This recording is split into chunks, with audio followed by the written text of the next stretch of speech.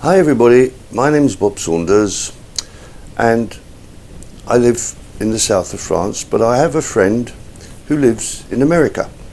And I was talking to him the other day and we got talking about this prison world.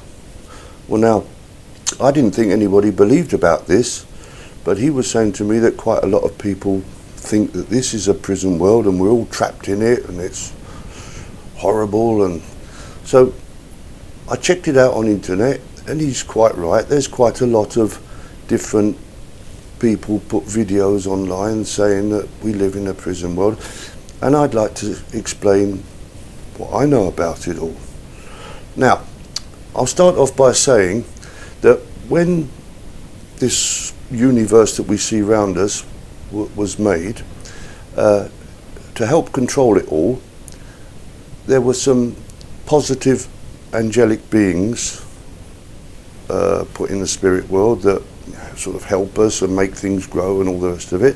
But in order to control all that, you have to have negative beings who stop things growing. Otherwise, people would live and never die from this world. Grass and plants would grow and never die, and the whole planet Earth would be covered in vegetation and goodness knows what, and nothing really could survive. So we need the negative beings to control all that.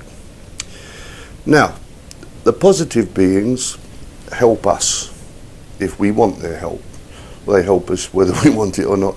The negative beings can be contacted by certain people who are looking to control and destroy things. We call them the Illuminati and all that.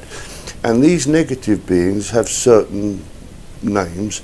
Sometimes they're called jinns, sometimes they're called demons, sometimes they're called archons, sometimes they're called reptilians, but it's the same group of people basically.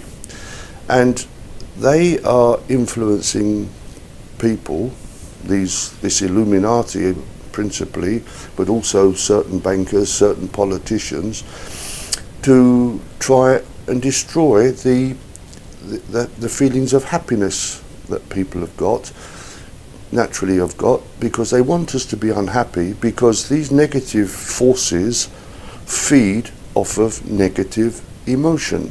So the more people that they can make unhappy through wars and famines and hunger and thirst and illness and so on, the more food is created for the negative beings. And one of the very clever ways that they've done this is to create the theme, the illusion, the concept of karma, and the fact that a lot of Indian religions talk about the fact that reincarnation, that we die, and according to how we've acted down here, we either come back straight away as a human being or we come back as an animal and all the rest of it. This is absolutely not true. Now, I spoke to my guides about this the other day, and they told me that as far as they were aware, no one, already when you die, you're not stuck here, it's not a prison world. When you die, you go off to heaven just like people have always done, and you're sorted out there according to just how spiritual you are and all the rest of it, but you're in heaven. And then they said that they'd never actually known anybody that ever had come back here. You come here just the once. Now think about this for a moment. This place is planet Earth is a kind of a school. We call it the school of hard knocks, and it certainly is for quite a number of us. But when you were at school, you went through different schools, you went as you grew up, but when you'd finished, you left school and you went out into the real world of work and whatever. But you didn't go back to school again. Okay, you might have gone on for further and higher education and so on, but you basically at some point leave school and you're finished with school. Now, this world is exactly the same. When you go through this here, you live your life however long it might be, and then one day you die, your body dies, you don't die, you go off to heaven, and there you stay in heaven.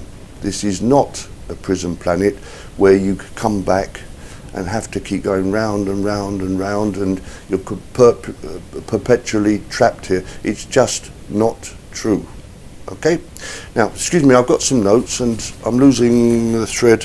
Have I got anything else to say? I want to keep this as short as I can. Right, now, right. Now, there's a second part to this story, that up until this strange event that happened on the 21st of December 2012, when apparently nothing happened, before then, we were somewhat under the influence of all this Illuminati and stuff, and people really didn't help us. But there was a change. We didn't notice very much, but there was a change.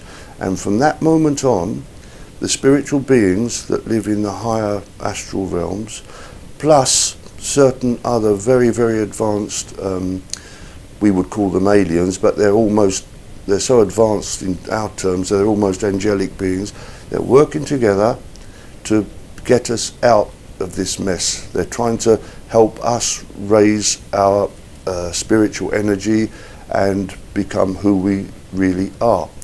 And the result of this influence by these beings is that the negative people are having their power reduced.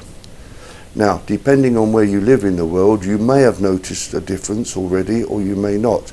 I live in France, and I can assure you there's a vast difference now between what businessmen, what politicians, what bankers used to get up to, and totally unpunished, and what they're getting up to now, and getting found out, and having their power reduced.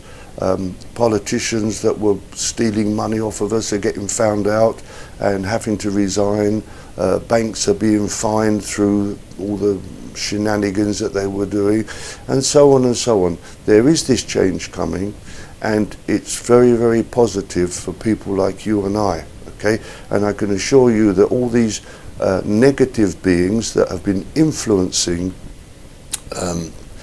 politicians and bankers and Illuminati, they're having their power greatly reduced, and this will go on until eventually the negative beings will be forced back into the world that they come from, and we will live in peace together. Wars will stop eventually. It's not for now, it takes time, but it's happening, and it will go on happening until we can actually live in peace and become the happy, positive human beings that we should be.